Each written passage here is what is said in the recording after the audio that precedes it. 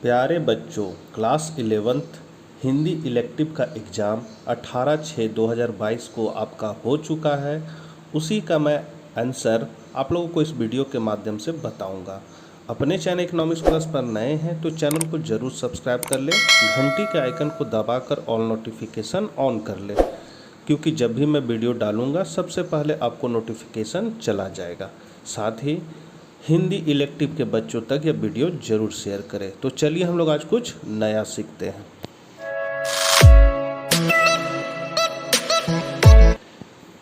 पहला था आपका खंड क में अपठित बोध, जिसमें से इस गद्यांश को पढ़कर क्वेश्चन आंसर करना है। तो आप लोगों ने क्वेश्चन आपके पास होगा, गद्यांश देख लीजिए। हम लोग सीधे क्वेश्चन आंसर पे चलते हैं। प्रेम क्या चाहता है? तो प्रेम सर्वथा प्रेम चाहता है। कैसी उपासना अधम मानी जाती है? तो मुक्ति के लिए भगवान की उपासना करना अधम मानी जाती है। फिर उपयुक्त गद्यांश का उपयुक्त शीर्षक दे, तो इसका हो जाएगा प्रेम, या आप लोगों ने जो दिया होगा। उसके बाद या तो फिर इसको बनाना था, पद्यांश को पढ़कर क्वेश्चन आंसर देना है। तो क है किसका हृदय क्षोभ से भर आया? तो कर्ण का हृदय क्षोभ से भर आया। जाति की रट कौन लगाते हैं? तो पाखंडी लोग जाति की रट लगाते हैं।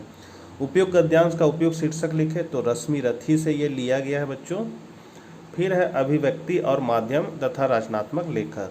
आपको 2 पर निबंध लिखना है, कंप्यूटर साक्षरता का महत्व या मेरे जीवन का लक्ष्य। तो कंप्यूटर साक्षरता पर महत्व देख सकते हैं, आप लोगों ने ये लिखा हुआ है या आप लोगों ने लिखा होगा। सबसे पहले वर्तमान युग कंप्यूटर युग के बारे में बताना है, फिर कंप्यूटर की उपयोगिता को भी बताना है, फिर स्वचालित गणना प्रणाली है, फिर कार्यालय तथा इंटरनेट में कैसे ये सहायक है, फिर आपका नवीनतम उपकरणों में उपयोगिता है। उसके बाद आपको कंप्यूटर के प्रचलन से क्या क्या समस्याएं हो सकती है या और ये कैसे फ़ायदेमंद है, इसके बारे में बताना है। उसके बाद अथवा में मेरे जीवन का लक्ष्य में आप लोग देख सकते हैं, ये लिखा हुआ है। इस तरह आप मिला सकते हैं या इस तरह आप लोगों ने एग्ज़ाम लिखा होगा। ये बहुत लंबा है, इसीलिए मैं इसको धीरे धीरे बढ़ा दे रहा हूँ। उसके बाद हम लोग आगे देखते हैं। ख नंबर क्वेश्चन था, विभिन्न कार्यालयों में बढ़ते भ्रष्टाचार की ओर मुख्यमंत्री का ध्यान आकृष्ट करते हुए दैनिक समाचार पत्र के संपादक को पत्र लिखना था। तो सेवा में संपादक प्रभात खबर रांची। विषय बढ़ते अपराध की ओर मुख्यमंत्री का ध्यान आकृष्ट करने हेतु। महोदय, मैं आपके माध्यम से मुख्यमंत्री जी का ध्यान आकृष्ट करना चाहता हूं कि आज हमारे प्रदेश में भ्रष्टाचार सारी सीमाएं लांघ रहा है। भ्रष्टाचार राज को घून की तरह खाए जा रहा है। राज्य चरित्र में कमी होने के कारण भ्रष्टाचार सबको निगलने को तैयार खड़ा है। राज्य में हर एक आदमी की दौड़ लगी हुई है धन पाने की। अनैतिक ढंग से लोग अधिक से अधिक धन इकट्ठा कर रहे हैं। भ्रष्टाचार जैसे पाप को रोकने के लिए कुछ भी करना चाहिए, कड़ा से कड़ा दंड भी देना चाहिए, यहाँ तक कि मृत्यु दंड भी। भ्रष्टाचारी को समाज में कोई जगह नहीं मिलनी चाहिए। चौराहों पर खड़े करके उसे कोड़े लगाए जाने चाहिए। भ्रष्टाचार से पीड़ित राज्य कभी सुख नहीं पा सकता, इसलिए राज्य की पुलिस को भी इस दिशा में अधिक काम करना चाहिए। हालांकि पुलिस ने इस दिशा में कई सराहनीय कार्य किए हैं, कई स्कैंडलों का पता लगाया है, लेकिन अभी भी इस संबंध में बहुत से आवश्यक कार्य करने जरूरी है। सरकार को इस संबंध में गंभीरता और कठोरता से निपटाना चाहिए ताकि देश अनैतिक और भ्रष्टाचारी समाज द्रोहियों से बच सके और जनता को न्याय मिल सके। अतः आपसे विनम्र निवेदन है कि आप अपने अखबार में हमारे राज्य के बढ़ते भ्रष्टाचार की खबर को प्रमुखता से छापें, जिससे मुख्यमंत्री जी की नज़र इस पर पड़े और इसमें कुछ सुधार हो। इसके लिए मैं सदा आपका भारी बना रहूँगा। सर धन्यवाद। दिनांक भवदीय क्षेत्र निवासी, आदर्श रोड, रांची। उसके बाद बच्चों अपने विद्यालय के प्राचार्य को वाचनालय के लिए हिंदी और अंग्रेजी के एक दैनिक समाचार पत्र मंगवाने के लिए आवेदन पत्र लिखना था। तो इसमें लिखना है, सेवा में प्रधानाचार्य महोदय, +2 जिला स्कूल रांची। विषय हिंदी और अंग्रेजी के एक दैनिक समाचार पत्र मंगवाने के संबंध में महोदय। उसके नीचे लिखना था, सविनय निवेदन यह है कि मैं इस विद्यालय की 11वीं कक्षा का छात्र हूँ। इस विद्यालय का पुस्तकालय अत्यंत समृद्ध है। यहाँ बहुत सारी पुस्तकें हैं, पर इनमें से अधिकांश कहानियों की पुस्तकें हैं। देश दुनिया में रोज़ क्या हो रहा है इससे हम सभी अनजान बने हुए और हमारी वाक्पटुता भी कमज़ोर हो रही है। अतः आपसे प्रार्थना है कि विद्यालय के पुस्तकालय और वाचनालय के लिए हिंदी और अंग्रेजी के एक एक दैनिक समाचार पत्र मंगवा कर कृतार्थ करें ताकि हम छात्रवृत्ति से लाभान्वित हो सके। सर धन्यवाद। आपका आज्ञाकारी शिष्य विनय कुमार, 11वीं बी, अनुक्रमांक 10। उसके बाद है समाचार लेखन के 6 ककार कौन कौन से हैं। तो समाचार लिखते समय पत्रकार मुख्यतः 6 ककारों का उत्तर देने का प्रयत्न करता है। ये 6 ककार हैं: क्या हुआ, किसके साथ हुआ, कहाँ हुआ, कब हुआ, कैसे हुआ और क्यों हुआ। इस क्या, किसके मतलब कौन, कहाँ, कब, क्यों और कैसे को 6 ककारों के रूप में जाना जाता है। किसी समाचार या घटना की रिपोर्टिंग करते समय इन 6 ककारों पर ध्यान देना आवश्यक होता है। अब खंड ग है बच्चों पाठ्य पुस्तक से, निम्नलिखित में किसी एक की सप्रसंग व्याख्या करना सा। तो यहाँ है, बांध लेंगे क्या तुझे या मोम के बंधन सजीले, पथ की बाधा बनेंगे तितलियाँ के पर रंगीले। तो संदर्भ, प्रस्तुत छंद चिर सजग आंखें आज कैसा व्यस्त बाना शीर्षक कविता से लिया गया है। इसके रचयिता श्रीमती महादेवी वर्मा है। इसका प्रसंग है, कवित्री मानव को सचेत करते हुए कह रहे कि हे संसार के पथिक, तेरी सदैव सजग रहने वाली आंखें आज अलसाई हुई सी क्यों हो रही है, तुझे तो अभी बहुत दूर जाना है। अभी इसका व्याख्या है, कवित्री महादेवी वर्मा कहती है कि मानो क्या ये मौन के गीले बंधन तुझे अपने जाल में बांध लेंगे, क्या रंग बिरंगी तितलियों के पंख तुम्हारे मार्ग की रुकावट बनेंगे, क्या भौरों की मधुर गुनगुनाहट संसार के दुखों को भुला देगी, या ओस के गीले फूल की पंखुड़ियाँ तुझे डुबो देगी। तू व्यर्थ में ही अपनी परछाई को अपना जेलखाना बना रहा है। इस निराश की भावनाओं को छोड़ तेरा तो छोड़ मतलब या छोड़ हो जाएगा, छोड़ तेरा तो लक्ष्य है, उसे पाने के लिए तू सतत प्रयत्न कर, तुझे अभी बहुत दूर जाना है। ख है, मन होता है फिर सो जाऊं, गहरी निंद्रा में खो जाऊं, जब तक रात रहे धरती पर चेतन से फिर जड़ हो जाऊं।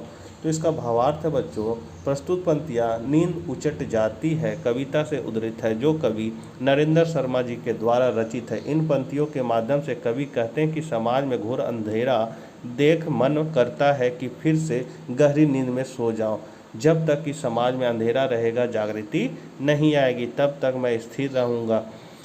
जब तक धरती में रात है तब तक विराम रहूं। यह सोचते सोचते कवि को नींद नहीं आती और बेचैन होकर करवट बदलते रहते हैं रात भर।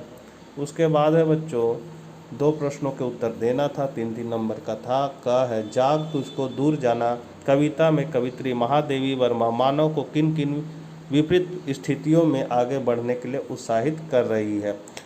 तो यह है, जाग तुझको दूर जाना कविता में कवित्री मानव को निम्नलिखित विपरीत स्थितियों में आगे बढ़ने के लिए उत्साहित कर रही है। वे कह रही है कि हिमालय के हृदय में कंपन हो रहा है, इससे भूकंप की स्थिति बन सकती है, लेकिन तुझे बढ़ना है, इस कंपन से तुझे डरना नहीं है।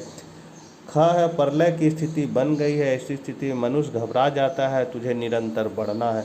चारों तरफ घना अंधेरा छाया हुआ है, तुझे इस स्थिति में कुछ ना दिखाई दे, फिर भी तुझे बढ़ना है। फिर है अगला क्वेश्चन है, पत्नी की आंखें नहीं हाथ है जो मुझे थामे हुए है, से कवि का क्या आशय है, घर में वापसी कविता के आधार पर लिखिए। तो पत्नी की आंखें से उसे हिम्मत मिलती है, वह हर परिस्थिति में उसके साथ रहती है, वह अपनी आंखों के माध्यम से उसके आत्मसम्मान को बनाए रखती है। विषम परिस्थिति में उसकी आंखें उसे सही दिशा बताती है, इसलिए वे आंखें नहीं हाथ है। पत्नी की आंखों से उसे दिलासा, हिम्मत और प्रेम मिलता है, ये उसे लड़ने की हिम्मत देते हैं। अगला है, बादलों का वर्णन करते हुए कवि नागार्जुन को कालिदास की याद क्यों आती है। तो प्रस्तुत प्रश्न हमारी पाठ्यपुस्तक अंतरा 1 में नागार्जुन द्वारा रचित बादलों को घिरते देखा है से लिया गया। इसमें बादल को देखकर कवि को कालिदास की याद आती है, क्योंकि कालिदास ने अपनी विरह रचना मेघदूत में धन कुमेर यक्ष तथा उसका नगर अलकापुरी का वर्णन किया है, जिसमें यक्ष को 1 वर्ष के तड़ी पार का दंड मिलता है। तो यक्ष मेघ के माध्यम से अपनी प्रेमिका तक संदेश पहुंचाते हैं, लेकिन कवि नागार्जुन को कहीं भी वह धन कुबेर व नगर दिखाई नहीं पड़ता है और ऐसा लगता है कि यक्ष ने जिस बादलों के माध्यम से अपनी प्रिया तक संदेश भेजा था, वह बादल भी इधर ही पर्वतों में बरस रहा है। इसलिए बादलों को देखकर नागार्जुन को कालिदास की याद आती है। 5वां नंबर क्वेश्चन है, 2 प्रश्नों के उत्तर देना था। आदर्श परिवार के बारे में ज्योतिबा फुले के विचार बताइए। तो परिवार को धार्मिक नज़रिए से नहीं देखा जाना चाहिए। केवल धर्म के आधार पर किसी परिवार की नींव नहीं पड़ सकती। परिवार में विद्यमान लोग में आपसी प्रेम, एकता, आपसी समझ, समन्वय की भावना, परिस्थितियों में दृढ़ता का भाव इत्यादि होना आवश्यक। यदि किसी परिवार के मध्य ये नहीं है तो वह आदर्श परिवार नहीं कहला सकता। ख नंबर है, मानव के दिलो दिमाग पर ईंटों का लाल रंग क्यों छा गया था। तो मानव तथा सुखिया मजदूर थे, वे ठेकेदार द्वारा दी गई झुंगियों में रहते थे। मानव के मन में अपना घर बनाने का सपना जन्म लेने लगा था। वह अपने लिए एक पक्का घर चाहती थी। अपने घर में वह अपनी गृहस्थी को आगे बढ़ाना चाहती थी तथा अपने बच्चों के लिए छत चाहती थी। यही ईंटों के घर का ख्याल उसे बार बार परेशान कर रहा था। ग है, विलायत में गाड़ी के कोचवान भी अखबार पढ़ते हैं। इस कथन के द्वारा लेखक क्या कहना चाहता है। तो लेखक कहता है कि यदि भारतवासियों से कार्य करने के लिए कहा जाए तो वे कहते हैं कि हमको पेट के धंधे के मारे छुट्टी नहीं रहती, हम उन्नति क्या करें, तुम्हारा पेट भरा है, तुमको दूर की सुस्ती है। लेकिन भारतवासियों को यह जानना चाहिए कि विश्व के किसी भी देश में सभी के पेट भरे हुए नहीं होते हैं। पेट उन्हीं के भरे होते हैं जो कर्म करते हैं। विदेशी लोग अपने खेतों को पैदावार के लिए जोतते हैं और बोते समय यह भी सोचते रहते हैं कि वे ऐसा क्या नया करें जिससे इसे खेती में पिछली फसल की तुलना में दुगनी फसल उत्पन्न हो। इसी संदर्भ में लेखक विदेशी कोचवानों का भी उदाहरण देते हुए कहते हैं कि विदेशों में गाड़ी के कोचवान भी खाली समय में अखबार पढ़ते हैं, अर्थात अपने समय का सार्थक उपयोग करते हैं, जबकि भारतवासी अपने खाली समय को आलस्य, अकर्मण्यता और बेवजह की बकवास में बिता देते हैं। विदेशी लोग अपने खाली समय में भी ऐसी बात करते हैं जो उसके देश से संबंधित होती है। वे अपने क्षण मात्र समय को भी व्यर्थ नहीं गंवाना चाहते। फिर है, ओम प्रकाश वाल्मीकि अथवा भारतेंदु हरिश्चंद्र की किन्हीं 2 रचनाओं के नाम लिखे। तो ओम प्रकाश वाल्मीकि की रचना है सलाम और जूठन। भारतेंदु हरिश्चंद्र की रचना है अंधेरा नगरी और राजा हरिश्चंद्र। अगला क्वेश्चन है, एक दिन सिनेमा का इश्तिहार देखकर मकबूल पर क्या प्रतिक्रिया हुई। तो एक दिन दुकान के सामने से फिल्मी इश्तिहार का तांगा गुजरा। मकबूल का जी चाहा कि उसकी ऑयल पेंटिंग बनाई जाए। आज तक ऑयल कलर इस्तेमाल ही नहीं किया था। वहीं रंगीन चौक या वाटर कलर, अब्बा तो बेटे को बिजनेसमैन बनाने के सपने देख रहे थे, रंग रोगन क्यों दिलाते। मगर इस पोस्टर ने मकबूल को इस कदर भड़काया कि वह गया सीधे अली हुसैन रंग वालों की दुकान पर अपनी 2 स्कूल की किताबों, शायद भूगोल और इतिहास, बेचकर ऑयल कलर की ट्यूब खरीद डाली और पहली ऑयल पेंटिंग चाचा की दुकान पर बैठकर बनाई। चाचा बहुत नाराज, बड़े भाई तक शिकायत पहुंचाई। अब्बा ने पेंटिंग देखी और बेटे को गले से लगा लिया। 8वां में क्वेश्चन था, हुसैन की कहानी अपनी जवानी पाठ में मकबूल के पिता के व्यक्तित्व की कौन कौन सी बातें उभर कर आई है। तो प्रस्तुत प्रश्न हमारी हिंदी की पाठ्य पुस्तक अंतरा में मकबूल फिदा हुसैन द्वारा रचित हुसैन की कहानी अपनी जवानी से अवतरित है। इसमें मकबूल के पिता की निम्न विशेषता बताई गई। भविष्य के प्रति चिंतित। तो जब मकबूल के दादाजी की मृत्यु हो गई तो मकबूल के पिता को अपने बेटे की चिंता होने लगी और इसलिए वे लेखक को बड़ौदा के बोर्डिंग स्कूल में भेजने का निर्णय किया। धार्मिक प्रवृत्ति। मकबूल के पिता धार्मिक प्रवृत्ति के व्यक्ति थे। वे चाहते थे उनका बेटा पढ़ाई के साथ साथ तालीम की शिक्षा भी ले, रोज़ा नमाज को समझे तथा अच्छा आचरण सीखे। दूरदर्शी सोच। जब लेखक ने अपने पिता को प्रसिद्ध चित्रकार बेंद्रे से मिलाया तो बेंद्रे ने मकबूल के चित्रकारी की तारीफ की तो तुरंत उसके पिता ने मकबूल के लिए विंसन न्यूटन से ऑयल ट्यूब और कैनवास मंगवाने का ऑर्डर भिजवा दिया और मकबूल के अच्छे भविष्य की नींव रखी।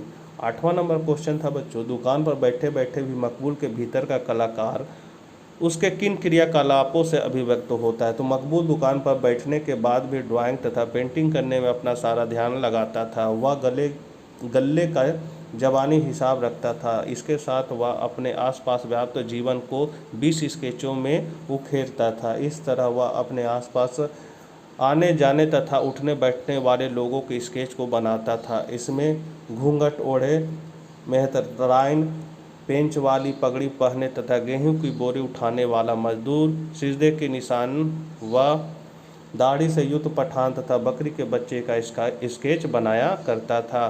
अपनी पहली ऑयल पेंटिंग भी उसने दुकान पर रहकर ही बनाई थी। उसने एक फिल्म सिंहगढ़ से प्रेरित होकर अपनी किताबें बेची और ऑयल पेंटिंग करना आरंभ कर दिया। इसी फिल्म ने उसे ऑयल पेंटिंग के लिए प्रेरित किया।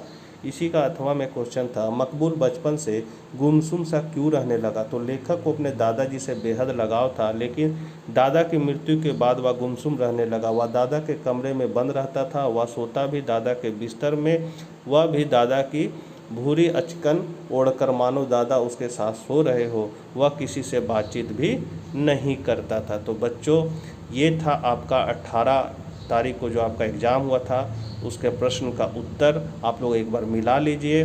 मिलते हैं नेक्स्ट वीडियो में, तब तक के लिए आज्ञा दीजिए। Bye bye.